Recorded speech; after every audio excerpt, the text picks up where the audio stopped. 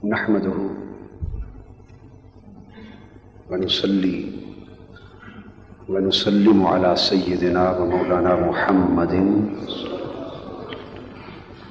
رسوله النبي الأمين المكين الحنين الكريم الرؤوف الرحيم. أما بعد، فأعوذ بالله من الشيطان الرجيم. بسم الله الرحمن الرحيم.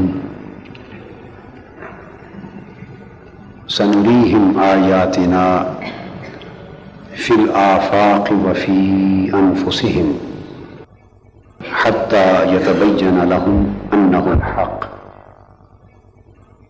صدق اللہ مولانا العظیم. محترم مخدوم سجاد حسین قریشی صاحب، سجادہ نشین حضرت غوث بہاؤالدین زکریا رضی اللہ تعالی عنہ، مکرم مشائخ و علماء کرام اور معزز حاضرین، اللہ رب العزت کا شکر ہے جس نے ہمیں اپنے محبوب و مقرب بندے سلطان الاولیاء امام العارفین حضرت سیدنا داتا گنج بخش علی حجویری رضی اللہ تعالی عنہ کی مجلس میں حاضر ہونے کی توفیق مرحمت فرمائے. آج کی یہ مجلس اللہ کے ایک برگزیدہ ولی کی محبت میں قائم ہے، اور اللہ کے دوست کی محبت اللہ کی محبت ہوتی ہے. یہ بات اٹل ہے. اس لیے حدیث قدسی میں ہے، حضور نبی اکرم صلی اللہ علیہ وآلہ وسلم نے فرمایا کہ اللہ جل مجدہ کا ارشاد ہے، وجبت محبتی للمتحابین فیہ والمتجالسین فیہ والمتزاورین فیہ والمتبادلین فیہ وفی روایت والمتصادقین فیہ. اللہ رب العزت نے فرمایا کہ میں نے ان لوگوں سے محبت کرنا، میں نے خود ان لوگوں سے محبت کرنا اپنے اوپر از راہ کرم لازم کر لیا ہے جو میری وجہ سے ایک دوسرے سے محبت کرتے ہیں، اور جو میری وجہ سے جا کے ایک مجلس میں بیٹھتے ہیں، اور جو میری وجہ سے کسی کی زیارت کرنے جاتے ہیں، کسی کا چہرہ دیکھنے جاتے ہیں، اور جو میری وجہ سے ایک دوسرے پر خرچ کرتے ہیں. اولیاء کی محبت، اولیاء کا ذکر، اولیاء کی زیارت، اولیاء سے تعلق، اولیاء سے نسبت، اور اولیاء کی نسبت سے مجلس کا انعقاد، یہ سب کچھ خالصتاً للہ ہوتا ہے، من اللہ ہوتا ہے اور الاللہ ہوتا ہے. کوئی شخص اللہ کی دین کے بغیر اللہ کے ولی سے محبت نہیں کر سکتا. اور جو دل اولیاء کی محبت سے خالی ہیں، اس کا مطلب یہ ہے کہ اللہ نے ان دلوں کو محرومی کے لیے چن لیا ہے. مبارکباد ہیں وہ لوگ جو آج سلطان الاولیاء سیدنا داتا گنج بخش علی حجویری رضی اللہ تعالی عنہ کے ذکر کی مجلس میں حاضر ہیں. آج کی گفتگو کے لیے میں نے جس موضوع کا انتخاب کیا ہے وہ حضور سیدنا داتا گنج بخش رضی اللہ تعالی عنہ کا مشن ہے. بہت سے پہلو تھے، آپ کی شخصیت کے حوالے سے میں گفتگو کرتا، آپ کی تعلیمات کے حوالے سے گفتگو کرتا، بہت سی جہتیں تھیں گفتگو کی، مگر آج میں نے انتخاب کیا ہے ان کا مشن، اور وہ کیا ہے؟ وہ روحانیت ہے. اس دور مادیت میں روحانیت کو سمجھنے کی ضرورت ہے، اس لیے کہ بڑی بدقسمتی ہے امت مسلمہ کی کہ آج اسلام کو بھی مادیت کا لبادہ اڑایا جا رہا ہے. اسلام کی زندگی روحانیت سے ہے اور امت مسلمہ کی زندگی روحانیت سے ہے. روحانیت کیا ہے؟ آج اس ایمانی اور روحانی زوال کے دور میں بہت سے اسباب اور وجوہات ہیں، ان میں درست اسباب بھی ہیں، غلط بھی ہیں، مگر باوجود آج امت مسلمہ روحانیت کے فکر سے، روحانیت کے عقیدے سے، روحانیت کے عمل سے اور روحانیت کی نسبت سے دور ہوتی جا رہی ہے۔ حضور داتا گنج بخش کا مشن یہ ہے کہ امت مسلمہ کو اور انسانیت کو روحانیت سے آشنا کرایا جائے اور روحانیت سے متعلق کرایا جائے۔ آج کے دور کا سب سے بڑا معیار علم سائنس ہے۔ سائنس مادی دنیا کا معیار علمی ہے۔ آج کا نوجوان، آج کا تعلیم یافتہ طبقہ اور مادیت زدہ ذہن جو حقیقت میں تشتت زدہ ہے، افلاس زدہ ہے، ابہام زدہ ہے، مگر مادیت زدہ ذہن یہ سمجھتا ہے کہ سائنس جس حقیقت کو تسلیم کرے وہی حق ہے، اور جو چیز سائنٹیفک پیمانوں پر، سائنسی اصولوں پر پوری نہ اترے وہ محض تخیل اور تصور اور خیال ہے اور کچھ نہیں۔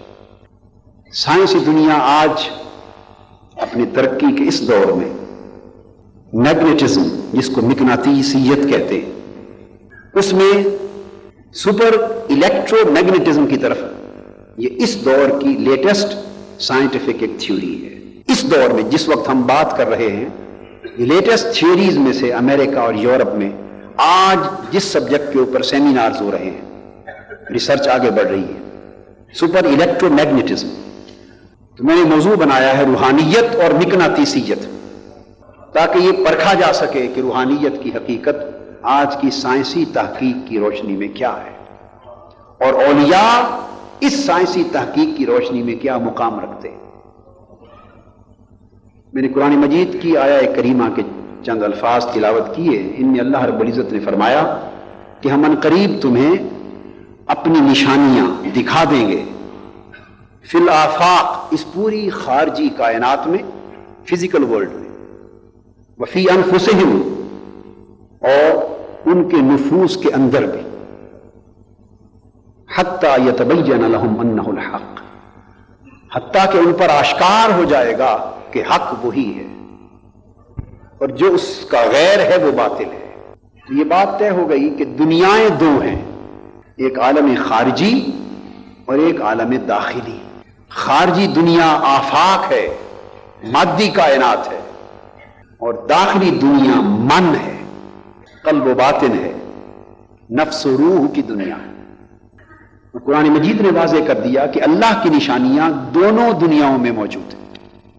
وہ لوگ جنہوں نے اللہ کی نشانیوں کو اور اللہ کی پیدا کردہ ان قوتوں کو اور توانائیوں کو اس خارجی دنیا میں دریافت کیا اور انہیں بروئے کار لائے، انہیں سائنسدان کہتے ہیں۔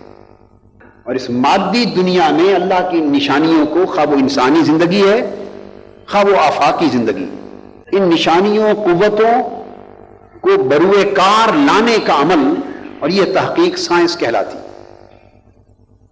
اور وہ لوگ جنہوں نے اس باطنی دنیا میں اللہ کی نشانیوں اور قوتوں کو تلاش کیا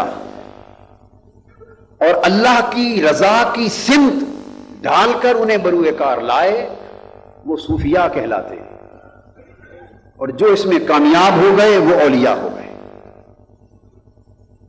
دونوں جگہ تلاش و جستجو اسی ایک ہی حقیقت کی ہے، وہ حقیقت مطلق ہے، وہ حقیقت اولیاء ہے، وہ ایبسولیوٹ ریالٹی ہے۔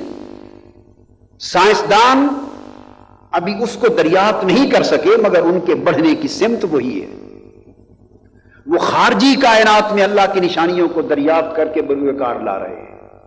صوفیاء اپنی داخلی اور باطنی دنیا میں اللہ کی نشانیوں کو یکجا کرتے اور اس کی رضا کی سمت ڈھال کر انہیں دریافت کر کے بروئے کار لاتے۔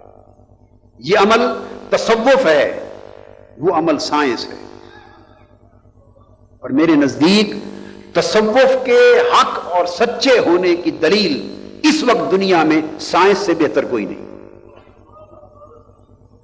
یہ ایک بیسک تھیم ہے، تھیسز ہے گفتگو کا جو میں نے آپ کے سامنے رکھا ہے۔ لہذا جب اس نقطہ نظر سے ہم آگے چلتے ہیں تو میں نے عرض کیا کہ سائنسی دنیا کی تحقیقات میں سے میں نے ایک نقطہ لیا ہے آج میگنیٹزم کا۔ اب سائنسی دنیا کی لاکھوں تحقیقات ہیں، کروڑا میدان ہیں، مگر میں نے آج کی گفتگو اور اس تقابلی حوالے کے لیے صرف ایک نقطہ لیا ہے، میگنیٹزم، مقناطیسیت۔ اب ہم صرف مقناطیسیت کے تصور کے گرد سائنسی تحقیق کے حوالے سے گھوم کر روحانی تصور اور اولیاء کے مقام کا جائزہ لیں گے۔ سب سے پہلی بات ایک ذہن نشین کر لیں کہ جو لوگ معمولی سا بھی سائنسی علم رکھتے ہیں انہیں معلوم ہے کہ ہر مقناطیس کی ایک مخصوص مقناطیسی قوت ہوتی ہے جسے میگنیٹک فورس کہتے ہیں، اور اس کا اثر مقناطیس کے ارد گرد ماحول میں ایک خاص فاصلے تک ہوتا ہے۔ جتنا طاقتور مقناطیس ہوگا اسی قدر زیادہ فاصلے تک اس کا اثر ہوگا، وہ مؤثر ہوگا۔ وہ جس حد تک اس مقناطیسی قوت کا اثر ہوتا ہے اسے میگنیٹک فیلڈ کہتے ہیں، یعنی مقناطیسی قوت کا دائرہ کار ہے۔ یہ بات جب ذہن نشین ہو گئی تو اب یہ بھی ذہن نشین فرما لیں کہ سائنسدان اس دنیا کو، زمین کو بہت بڑا مقناطیس کہتے ہیں۔ یہ زمین اٹ سیلف خود ایک بہت بڑا مقناطیس ہے، اور اس زمین کی جو مقناطیسی قوت ہے اس کا اثر فضا میں ہر سمت 80,000 کلومیٹر تک جاتا ہے۔ گریویٹیشنل فورسز ہوتی ہیں جو اس پورے دائرہ کار تک اثر کرتی ہیں، یعنی آپ زمین سے اوپر فضا کی طرف چلے جائیں تو 80,000 کلومیٹر تک زمین کی مقناطیسی قوت کا اثر قائم رہتا ہے۔ 80,000 کلومیٹر، یہ ایک شکل۔ اور آپ سمجھتے ہیں کہ کتنے سیارے ہیں۔ ابھی پچھلے دنوں مشتری کی بات اخباروں میں بہت آتی رہی۔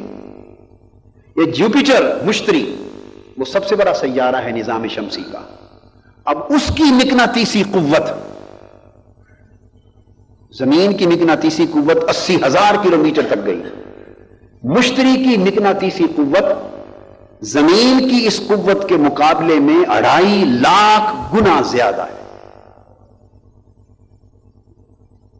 اب آپ اندازہ فرما لیں کہ اس کے مقناطیسی اثر کا دائرہ کتنا ہوگا۔ 2.5 لاکھ گنا زیادہ مشتری کی مقناطیسی قوت کا دائرہ ہے، اثر۔ جب یہ بات آپ کے ذہن نشین ہو گئی، اب اس کو ذہن میں محفوظ رکھیں۔ اب ہم تقابلی حوالے کی طرف آ رہے ہیں۔ مقناطیسی قوت ایک انرجی ہے، مادہ نہیں ہے، روحانی شے ہے۔ مادہ روحانیت میں بدل رہا ہے، انرجی میں بدل رہا ہے، انرجی مادے میں بدل رہی ہے، اس پر کام ہو رہا ہے۔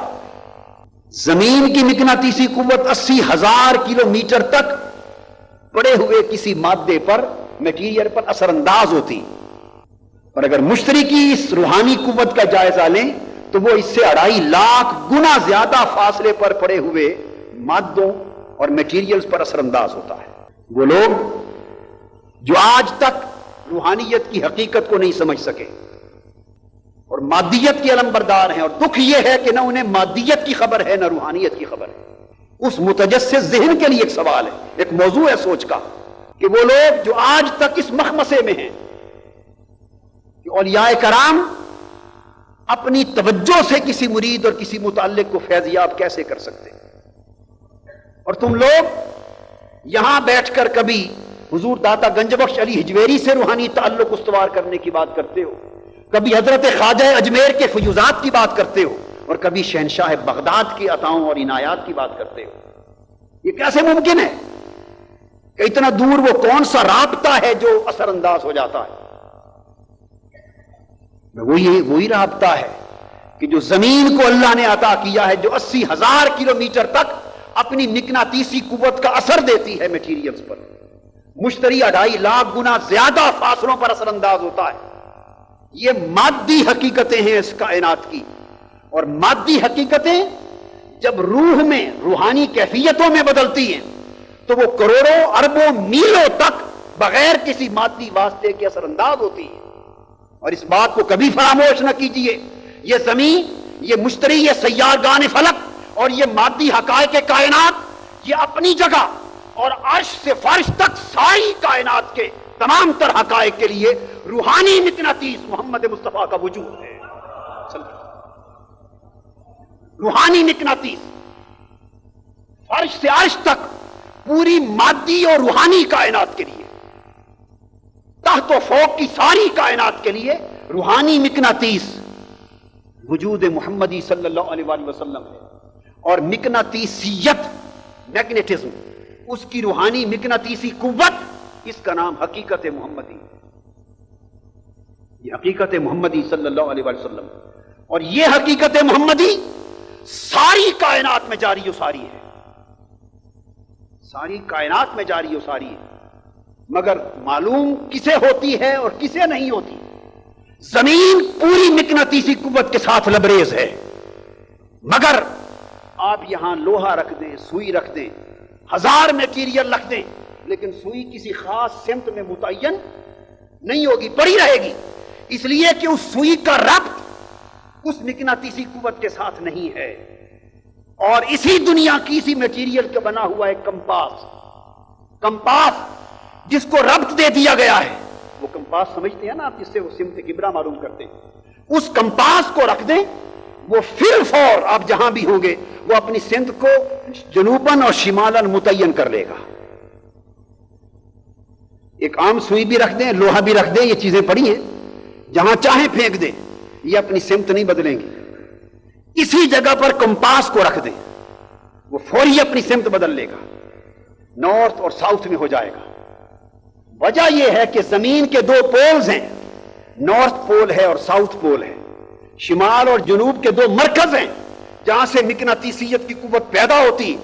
تو جس سوئی کا، جس کمپاس کا ربط تھا، ہزاروں میلوں کی مسافت کے باوجود لاکھوں اجساد اور اجسام پڑے رہے، مگر ربط نہ تھا، وہ بے ربط پڑے رہے۔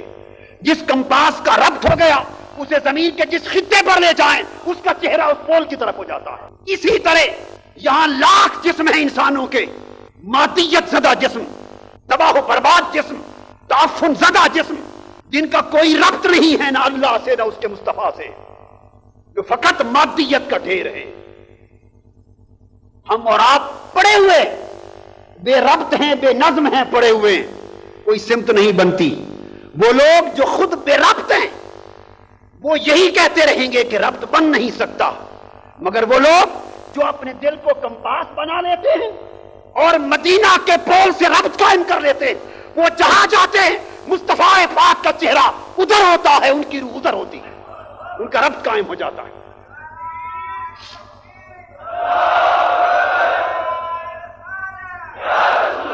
کیا وجہ ہے؟ کیا وجہ ہے؟ اس زمین کا ارتھ کا نارتھ اور ساؤتھ پول ایک سوئی کو ایک خاص ڈائریکشن دے سکتا ہے، اور تاجدار کائنات کی توجہ انسانی قلب و روح کو ڈائریکشن نہیں دے سکتی۔ وجہ کیا ہے؟ جو وجہ وہاں بے ربط مادوں میں ہے، وہی وجہ یہاں بے ربط جسموں میں ہے۔ اور وہ لوگ جو اپنے دلوں کی سوئی اس مدینہ طیبہ کو، زمین کے تو دو پول ہیں، کائنات کا ایک ہی پول ہے، زمین کا شمال اور جنوب دو پول ہیں، اور کائنات کے لیے یہاں نظام وحدت ہے، جیسے رب ایک ہے ویسے مرکز فیض بھی ایک ہے۔ یہاں کا پول مدینہ ہے، جس کے قلب کی سوئی مدینہ کے پول سے مربوط ہو گئی وہ پھر لغزش کا شکار نہیں ہوتا۔ آپ نے نہیں دیکھا یہ اپالو 11 اور 12 جب چاند پر تسخیر کے لیے جا رہے تھے تو اپالو 11 امریکہ میں سائنسدانوں نے اپنی لیبارٹریز اسٹیبلش کی تھی، چاند گاڑی چاند پر اتر رہی تھی، مگر ہدایات زمین کے اس مرکز سے دے رہی تھی، کوئی تاریں تو نہیں لگی ہوئی تھی، ایک ربط تھا، وہ ربط انسان نے پیدا کر لیا ہے، زمین پر بیٹھ کر چاند کی پرواز کرنے والوں کو ہدایات دے رہا ہے، وہ ہدایات دے رہی ہیں۔ راستے میں سفر کے دوران اپالو 11 کی غالباً بات ہے، ان کا ربط ٹوٹ گیا، ربط ٹوٹ گیا، ہدایات منقطع ہو گئیں اور وہ سفر میں تباہ و برباد ہو گیا۔ گردش نظام ہے اس کی نظر ہو گیا اور وہ منزل مقصود تک نہ پہنچ سکا، اور اپولو 12 یا 11 جس کا ربط قائم رہا وہ اپنی منزل مقصود تک پہنچا اور تحقیقات کے بعد پلٹ کر واپس بھی آ گیا۔ جس طرح اپولو کے سفر کے لیے امریکہ میں قائم کردہ مرکز چاند تک پرواز کرنے والوں کو اپنے نظم میں رکھے ہوئے تھا، کنٹرول میں تھا، جس کا ربط قائم رہا وہ منزل تک جا پہنچا، جس کا ربط ٹوٹ گیا وہ تباہ و برباد ہو گیا۔ مسلمانوں یہ بات ذہن نشین کر لو، رب کائنات نے کائنات انسانی کے اندر ہدایت، رشد، فلاح، نجات، کامیابی اور منزل تک پہنچنے کے لیے مرکز نجات وجود مصطفیٰ کو بنا دیا ہے، جس کا رب تاجدار کائنات کے ساتھ رہے گا وہ کبھی تباہ نہیں ہو سکتا، جس کا رب کٹ جائے گا وہ تباہی سے کبھی بچ نہیں سکتا۔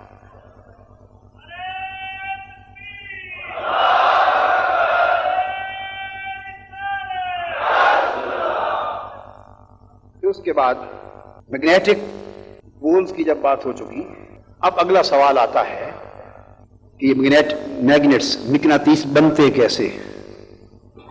اب تو بڑے مقناطیس کی بات تھی نا، اب مقناطیس بنتے کیسے؟ اس کے دو طریقے، ایک الیکٹرک چارج میتھڈ ہے، ایک سٹروک میتھڈ ہے۔ ایک طریقہ ہے پکا مقناطیس بنانے کا، ایک ہے کچا بنانے کا۔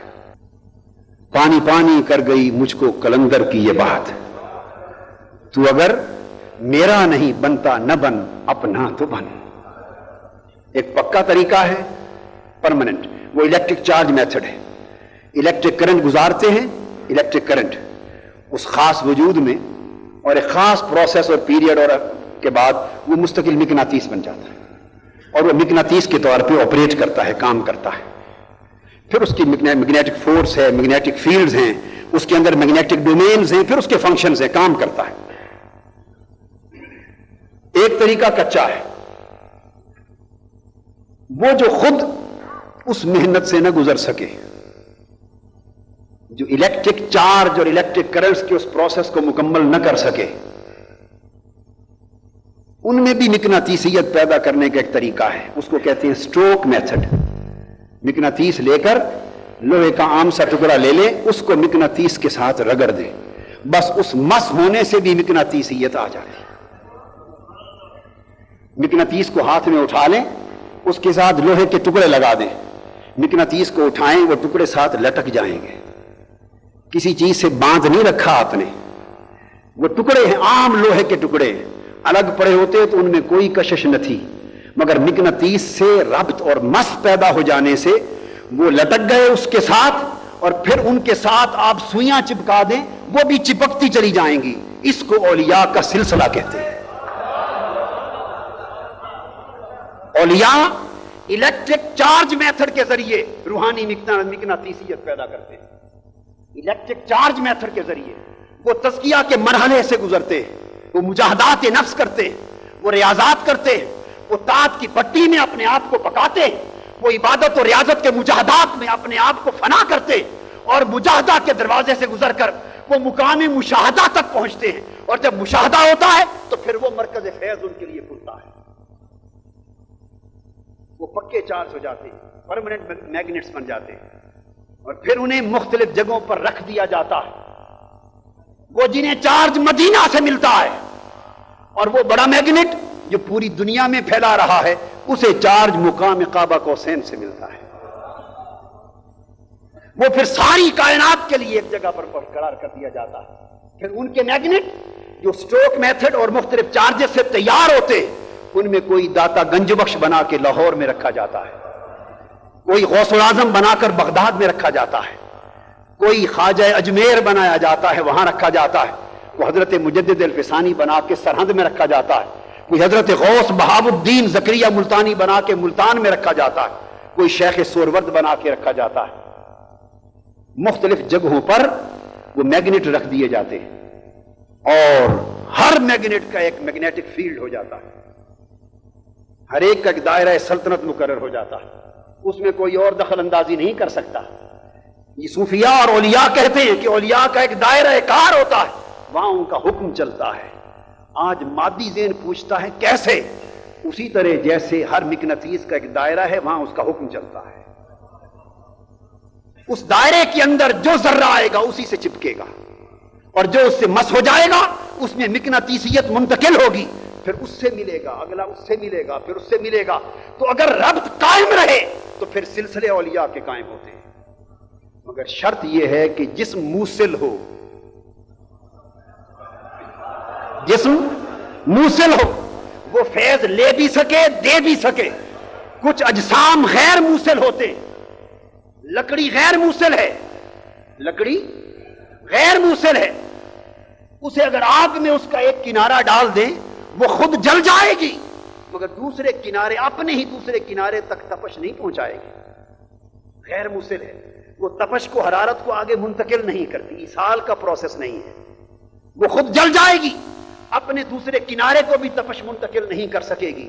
لوہا موصل ہے، اس لوہے کو بھی اسی آگ میں رکھ دے، نہ وہ خود جلے گا اور وہ تپش لے گا اور منتقل کر کے اگلے کنارے اور پھر اس سے متصل سارے مرحلوں پر منتقل کرتا چلا جائے گا۔ لوگوں جو اس روحانی فیض کے نظام کو سمجھنا چاہتے ہو، غیر موصل نہ بنو، موصل بنو۔ تم اپنا روح کا سر ان مقناطیسوں کے ساتھ مس کر لو، فیض تم میں آئے گا، اور جو منسلک ہوتے چلے جائیں گے ان کو بھی منتقل ہوتا چلا جائے گا۔ تب سرکار غوث پاک کی طرح پھر وہ صاحب ایصال یہ کہے گا کہ جو ہم سے متعلق ہو گیا وہ بھی ہمارے فیوزات و برکات سے محروم نہیں رہے گا، فیض منتقل ہوگا۔ اسی طرح اولیاء کرام جب پرماننٹ چارج کے ذریعے اپنی روحانی مقناطیسیت کو کریٹ کرتے ہیں تو وہ لوگ جو سٹوک میتھڈ کی فارم میں ان کے ساتھ مس ہوتے ہیں، ان کے سلسلے میں آتے ہیں، ان سے محبت اور اتباع کا تعلق، محبت اور پیروی کا تعلق استوار کرتے ہیں، ان کے نقش قدم پر چل کے ان کے ساتھ ملحق ہو جاتے ہیں، اور محبت کے ذریعے اور قلبی لگاؤ کے ذریعے متصل ہو جاتے ہیں، ان میں ان کا فیض منتقل ہوتا ہے، اور وہ فیض منتقل ہونے سے وہ روحانی مقناطیسیت ان میں آتی ہے۔ اس تصور کو قرآن مجید نے بیان کیا، فرمایا وَاصْبِرْ نَفْسَكَ مَعَ الَّذِينَ يَدْعُونَ رَبَّهُمْ بِالْغَدَاةِ وَالْعَشِيِّ یریدون وجہ۔ اللہ رب العزت نے فرمایا ہے بندے، وہ لوگ جو صبح و شام اللہ کے نام کو جپتے ہیں اور اللہ کو یاد کرتے ہیں اور اس کے ذکر اور محبت میں فنا ہو چکے ہیں اور اپنی انا کو، وجود کو ختم کر چکے ہیں اس یار کی محبت میں، اور صبح و شام اس کی یاد میں مستغرق رہتے ہیں، یریدون وجہہ، اور اس کے مکھڑے کے طالب رہتے ہیں، اس کی رضا کے طالب رہتے ہیں۔ انہوں نے مقصود و مطلوب کے سارے بت فنا کر دیے ہیں اور جینے اور مرنے کا ایک ہی مقصد بنا لیا ہے، رضوان من اللہ اکبر، اللہ راضی ہو جائے۔ فرمایا قرآن مجید میں وَاصْبِرْ نَفْسَكَ مَعَ الَّذِينَ، اے بندے تو اپنی جان کو ٹکا اور جما کے ان کی صحبت میں رکھا کر۔ سوال یہ ہے کہ یہاں نماز کی بات ہے، روزے کی وہ فرائض اپنی جگہ، میں ایک نکتہ سمجھا رہا ہوں۔ اگر اولیاء کی صحبت اور ان کے تعلق میں جمنے کا کوئی فیض نہ ہو تو قرآن مجید انسان کو انسان سے متعلق ہونے کا سبق دے رہا ہے، انسان کو انسان سے متعلق کر رہا ہے قرآن۔ وَاصْبِرْ نَفْسَكَ مَعَ الَّذِينَ، جو صبح و شام اللہ کے ذکر میں فنا ہیں تو ان کی صحبت میں فنا ہو جا، ان کے تعلق میں مٹ جا اور جم کے رہ۔ پھر جب جم کے رہے گا تو پھر جس شراب عشق کے پیالے بلکہ پورے میں خانے ان کو عطا ہوئے ہیں، کوئی جام تمہیں بھی نصیب ہو جائے گا، اور اگر جام نہیں تو اس جام کی بوری شراب معرفت الہی کی کوئی بو آ جائے گی۔ کسی نے کیا خوب کہا، گرد مستاں گرد گر میں کم رسد بوئے رسد، بوئے او گر کم رسد رویت ایشاں بسست، کہ مستوں کے گرد گھوما کر، مخدوم صاحب، مستوں کے گرد گھوما کر، اس لیے کہ جب تم مستوں کے گرد گھومتا رہے گا تو کوئی جام شراب معرفت الہی کا کوئی گھونٹ تمہیں بھی نصیب ہو جائے گا۔ پھر فرماتے ہیں کوئی بات نہیں، اگر شراب کا گھونٹ نہ ملا تو کم سے کم اس شراب معرفت الہی، اور شراب عشق کی بو تو مل جائے گی، بو تو مل جائے گی۔ اور فرماتے ہیں کہ بوئے او گر کم رسد رویت ایشاں بسست، ممکن ہے تجھے زکام ہو، بو ہو مگر تجھے محسوس نہ ہو، بو عشق ہو مگر تجھے خبر نہ چلے، تو پھر بھی خود کو محروم نہ سمجھ، اس لیے کہ کم سے کم تو ان کو دیکھ تو لے گا۔ ان عاشقان الہی کا تک لینا بھی بڑی غنیمت ہے، کیونکہ جو ان کی صحبت میں آتے ہیں وہ کچھ نہ کچھ پا کے جاتے ہیں، محروم نہیں لوٹتے۔ تو بولو یہ سٹروک میتھڈ کی بات ہے، اس لیے فرمایا وَلَا تَعْدُ عَيْنَاكَ عَنْهُمْ تُرِيدُ زِينَةَ الْحَيَاةِ الدُّنْيَا، یہ قرآن مجید ہے۔ اور یہ عاشقان الہی، یہ اشاق، یہ عارف لوگ، یہ اللہ کے ذاکر لوگ، ان کی مجلس میں جم، صحبت میں جم، اور وَلَا تَعْدُ عَيْنَاكَ عَنْهُمْ، اور نگاہیں ان کے چہروں پر ٹکائے رکھ، ٹکائے رکھ، اور اپنی نگاہیں ان سے نہ ہٹا۔ اگر تیری نگاہیں ان سے ہٹ گئیں تو دنیا کی زینت میں پھنس جائے گا۔ اے بندے دنیا کا طلبگار نہ بن، آخرت کا بن، اور اے عاشق تو آخرت کا بھی طلبگار نہ بن، آخرت والے مولا کا طلبگار بن۔ وَلَا تُطِعْ مَنْ أَغْفَلْنَا قَلْبَهُ عَنْ ذِكْرِنَا، اور وہ لوگ جن کے دلوں کو ہم نے اپنے ذکر سے غافل کر دیا ہے ان کی پیروی نہ کر، یعنی جن کے دل اللہ کی یاد میں زندہ ہیں ان کے پیچھے چلا کر۔ تو قرآن مجید جا بجا بندوں کو بندوں کے پیچھے چلنے، اور بندوں کو بندوں سے متعلق ہونے، اور بندوں کو بندوں کی صحبت میں جا بیٹھنے، اور ان بندوں کو بندوں کے مکھڑے کو تکنے کی بات کر رہا ہے، چونکہ یہ سٹروک میتھڈ ہے، اس سے وہ فیض منتقل ہوتا ہے۔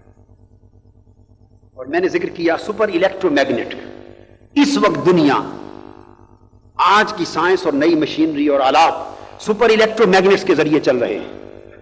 یہ سپر الیکٹرو میگنیٹس یہ ہیں کہ اس میں تین چیزیں توجہ طلب ہیں۔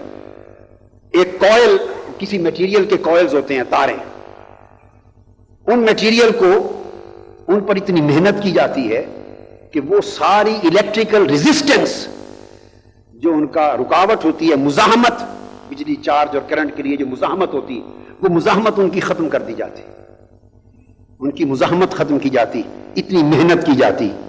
اس کو تزکیہ کہتے ہیں روحانیت کے باب میں۔ فرمایا قد افلح من تزکا، تزکیہ کیا ہے؟ میگنیٹزم کو، سپر الیکٹرو میگنیٹک فیلڈ کے لیے وہ جو بجلی کے چارج کے خلاف مزاحمت تھی اسے ختم کرنے پر محنت کی جاتی ہے۔ اور صوفیاء طاعت الہی کے خلاف جو نفس میں مزاحمت ہے اسے ختم کرنے پر محنت کرتے ہیں، تزکیہ کرتے، مزاحمت کو ختم کرتے، وذکر اسم ربہ فصلی، نفس کی کثافتوں کو دور کرتے، روزے رکھتے، عبادتیں کرتے، شب کے سجدہ ریزیاں کرتے، ریاضات کرتے، اور نفس کی کثافتوں کو، رذائل کو، کدورات کو ختم کر کے اپنے آپ کو مزکا، مصفا کرتے ہیں، تاکہ طاعت الہی کا نور اور قربت الہی کا نور اور معرفت الہی کا نور ان کے اندر اتر سکے اور جاگوزی ہو سکے۔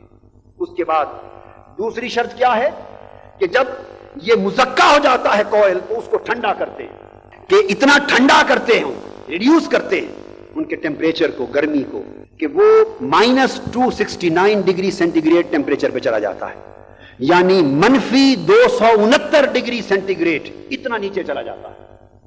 جب ٹیمپریچر اتنا نیچے چلا جاتا ہے تو وہ الیکٹرک چارج زیادہ سے زیادہ کرنٹ کو اپنے اندر سما سکتا ہے۔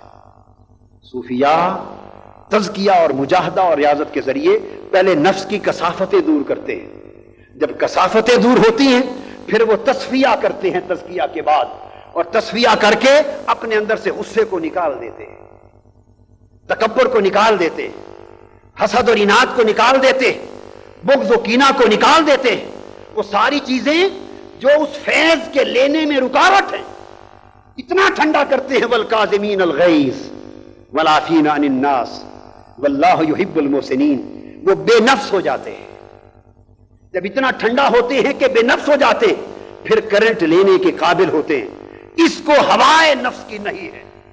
اما من خاف مقام ربہ ونہى النفس عن الہوى، نفس جب ہوا سے خالی ہو گیا تو پھر فیضان الہی لینے کے قابل ہو گیا۔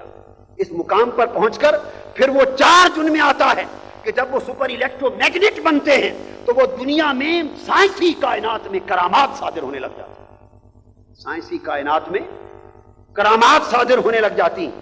اس طرح نفس جب کثافتوں سے صوفیاء کا، اولیاء کا پاک ہوتا ہے اور پھر وہ رذائل اور کدورات سے پاک ہوتا ہے، اور وہ ٹھنڈا ہو کر مزاحمتوں سے پاک ہو کر پھر فیضان الوہیت اور فیضان رسالت کو اپنے اندر جذب کرتے ہیں۔ جہاں چارج جذب ہوتا ہے وہاں فیضان الوہیت اور فیضان مصطفیت کا جذب ہوتا ہے، فیضان رسالت کا جذب ہوتا ہے۔ وہ جذب کر کے پھر اس طرح چارج ہوتے ہیں کہ پھر وہ اولیاء جدھر نگاہ اٹھاتے ہیں اس مادی اور روحانی کائنات میں ان کے وجود سے کرامات کا ظہور شروع ہو جاتا ہے، اور وہ ظہور اس طرح ہے سپر کنڈکٹنگ میگنیٹس بن جاتے ہیں۔ یہ آج ایکس رے مشینوں میں استعمال ہو رہے ہیں۔ یہ میگنیٹس جب تیار ہوتے ہیں مریض کو آپ ان کے میگنیٹک فیلڈ کے سامنے لٹا دیتے ہیں، فیلڈ کے اندر لاتے ہیں۔ یہ سپر کنڈکٹنگ میگنیٹس ان کے اندر پھر ایک پروسیس ہوتا ہے، اس کو NMR سکینر کہتے ہیں، نیوکلیئر میگنیٹک ریزوننس۔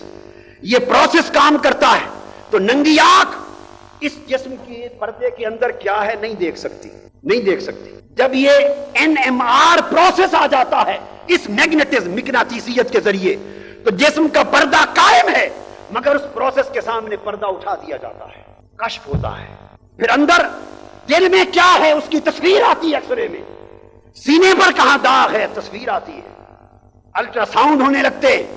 وہ ساری چیزیں جو ننگی آنکھ کے لیے غیب تھی وہ سکینر کے لیے آشکار کر دی جاتی ہیں۔ تو وہ لوگ جو ابھی پردوں میں ہیں، جنہوں نے تزکیہ اور تصفیہ کی راہ نہیں دیکھی، وہ یہی کہتے رہتے ہیں کہ پردہ ہے، دکھائی نہیں دے سکتا، اور جن کے پروسیس جاری ہو جاتے ہیں ان کے سامنے بصورت کشف پردے اٹھا دیے جاتے، وہ جہاں بیٹھ کر توجہ کرتے ہیں ہزار میل کے کشف ہوتے ہیں، ارادے آگاہ ہوتے ہیں، اندر کی چیزیں ان پر آشکار ہوتی ہیں، اور کشف کے ذریعے وہ چیزیں جو مغیبات ہیں ان پر آشکار کرنے شروع ہو جاتی ہیں۔ اور پھر اس کشف کے بعد یہی پروسیس میگنیٹک فیلڈز کا اور میگنیٹک فورسز کا الیکٹرکسٹی کے ذریعے، بجلی کے ذریعے، اسی سے پھر ہیٹ حرارت پیدا ہوتی ہے۔ یہ حرارت میں بھی منتقل ہوتا ہے، یہ پھر لائٹ میں بھی منتقل ہوتا ہے، اس سے بجلی بھی، روشنی بھی بنتی ہے۔ اور آخری بات جو کہنا چاہتا ہوں، اس روشنی کے بعد یہ میکینیکل انرجی میں بھی منتقل ہوتا ہے، اور یہی چیزیں بدلتی رہتی ہیں۔ جب میکینیکل انرجی آتی ہے تو وہ جسم جو مردہ کی مانند ساکن پڑے ہوتے ہیں وہ موو کرنے لگ جاتے ہیں۔ ایک کھلونا لائیں نا آپ بازار سے، گڑیا لائیں، اس میں بیٹری دے دیں، وہ بیٹری جب چارج ہوتی ہے تو کھلونا جو مردے کی مانند، ایک پلاسٹک کا کھلونا جس کے چلنے کا کوئی سوال نہ تھا، اس بیٹری کے ڈالنے سے وہ کھلونا چلنے لگ جاتا ہے تو وہی مردہ جسم جس کے اندر وہ اعضاء بھی اللہ نے پیدا نہ کیے تھے کہ وہ چل سکے، مگر اس پروسیس کے ذریعے اس تن مردہ کو تن زندہ بنا دیا، جان پڑ گئی۔ تو دوستو، جس طرح اس مادی کائنات میں انرجی کا نظام تن مردہ کو تن زندہ بناتا ہے، اس طرح جب اولیاء کرام کی روحانیت اپنے پروسیس میں آتی ہے تو وہ دل مردہ جن پر ولی کی نظر پڑ جاتی ہے وہ دل زندہ ہو جاتا ہے، اور وہ لوگ جو مردہ ہو کر صحبت اولیاء میں آتے ہیں اس صحبت سے مردہ جسم زندہ ہوتے ہیں، مردہ روحیں زندہ ہوتی ہیں، مردہ دل زندہ ہوتے ہیں، اور غافل دل ذاکر ہوتے ہیں۔ اس کی مثال بات ختم کرتے ہوئے آخری بات اس طرح ہے، جو کیونکہ قرآن سے بھی تصدیق چاہیے، کہ جیسے سیدنا خضر علیہ السلام کی ملاقات کے لیے حضرت موسیٰ علیہ السلام گئے، قرآن گواہ ہے، انہوں نے مچھلی کاٹ کے تل لی، مردہ ہو گئی مچھلی، کاٹ لی، تل لی، ناشتے کے طور پہ تیار کر کے ساتھ لے چلے۔ راستے میں ایک مقام پر پہنچے، مرج البحرین تالاب تھا جہاں حضرت خضر علیہ السلام رہتے تھے۔ قرآن مجید میں ہے کہ ان کو پتہ نہیں بتایا گیا تھا، نشانی بتائی گئی تھی۔ یہ نہیں بتایا گیا تھا کہ لاہور میں، ولی کا کہ لاہور میں کون سا پتہ ہے، نشانی۔ موسیٰ علیہ السلام کو نہیں بتایا گیا تھا کہ خضر علیہ السلام کی رہائش کا ایڈریس کیا ہے، ایک نشانی بتائی گئی تھی۔ نشانی کیا تھی؟ ایک جگہ رکے، آگے گئے، بھوک لگی، فرمایا یوشا وہ جو تلی ہوئی مچھلی ٹکڑے کر کے لے کے چلے تھے سالن پیش کرو تاکہ کھانا کھا لیں۔ اس وقت انہیں یاد آیا، عرض کیا حضرت وہ جس تالاب پہ ہم رکے تھے جہاں دو دریا مل رہے تھے یا دو نہریں مل رہی تھیں، وہاں وہ مردہ مچھلی زندہ ہو کے بھاگ گئی تھی۔ فاتخذ سبیلہ فی البحر سربا، زندہ ہو کر بھاگ گئی تھی سمندر میں۔ اب حضرت موسیٰ علیہ السلام کا کلمہ سنیے، قرآن مجید کہتا ہے، فرمایا ذالک ما کنا نبغی، یوشا جہاں مردہ مچھلی زندہ ہو گئی تھی ہم اسی جگہ کی تلاش میں نکلے تھے. یہ علامت ولی کی بتائی جا رہی ہے. جہاں مردہ مچھلی زندہ ہو گئی ہم اسی جگہ کی تلاش میں. فارتدا علی آثارہما قصصا، وہ اپنے قدموں کے نقش دیکھتے دیکھتے پلٹے، اس جگہ پہنچے جہاں پانی اور ہوا کی تاثیر یہ تھی کہ مردہ مچھلی کو زندگی مل گئی. جب اس مقام پر پہنچے قرآن کہتا ہے فوجدا عبدا من عبادنا آتیناہ رحمتا من عندنا وعلمناہ من لدنا علما. جہاں مچھلی کو زندگی مل گئی تھی، جب اس مقام پر پہنچے، این اس مقام پر انہوں نے ہمارے بندے کو پا لیا، حضرت خضر کو پا لیا، جنہیں ہم نے اپنی خاص رحمت دی تھی اور اپنے خاص علم سے نوازا تھا. تو قرآن مجید نے جس سائنسی حوالے سے میں نے بات کی کہ جب وہ چارج بڑھتا ہے تو موت زندگی میں بدلنے لگتی ہے. اللہ کا ولی جس جگہ قیام کرتا ہے وہاں کی ہوائیں اور فضائیں اس کے سانس کی برکت سے اور اس کے وجود کے اثر سے وہ بھی حیات بخش ہو جاتی ہیں، حیات بخش ہو جاتی ہیں. تو ایک ولی کا ایک وجود ایک زندگی دیتا ہے، اور کوئی ایسے ہیں جو صرف ایک حیات بخش نہیں گنج بخش ہو جاتے ہیں. جہاں کوئی آتا ہے دلوں کو زندگی ملتی ہے، نابینوں کو نظر ملتی ہے، مردوں کو زندگی ملتی ہے، اور دوری والوں کو قربت ملتی ہے، جاہلوں کو علم ملتا ہے، فاسقوں کو طاعت ملتی ہے، کافروں کو ایمان کا نور ملتا ہے، اور خدا کے طرفداروں کو خدا ملتا ہے. وہاں ہر خزانہ پایا جاتا ہے. تو یہ حیات بخشی اور گنج بخشی یہ اولیاء کا ایک مقام ہے.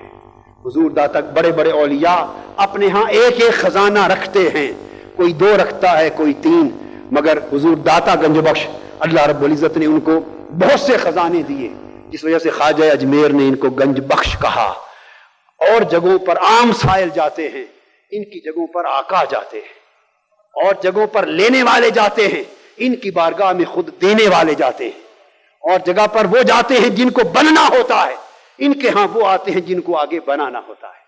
اللہ رب العزت ہمیں آپ کی ذات اقدس اور آپ کے روحانی مرکز کے ساتھ اپنا قلبی اور روحانی رشتہ استوار کرنے اور اس سلسلہ فیض سے خیرات حاصل کرنے کی توفیق مرحمت فرمائے. میں ممتاز طاہر صاحب کو اور ادارہ داتا گنج بخش کو مبارکباد دیتا ہوں کہ نہایت اہم موضوع پر ایک بابرکت مذاکرہ کیا. اللہ رب العزت ان کی کوششوں کو بھی شرف قبول دے. وما علینا الا البلاغ.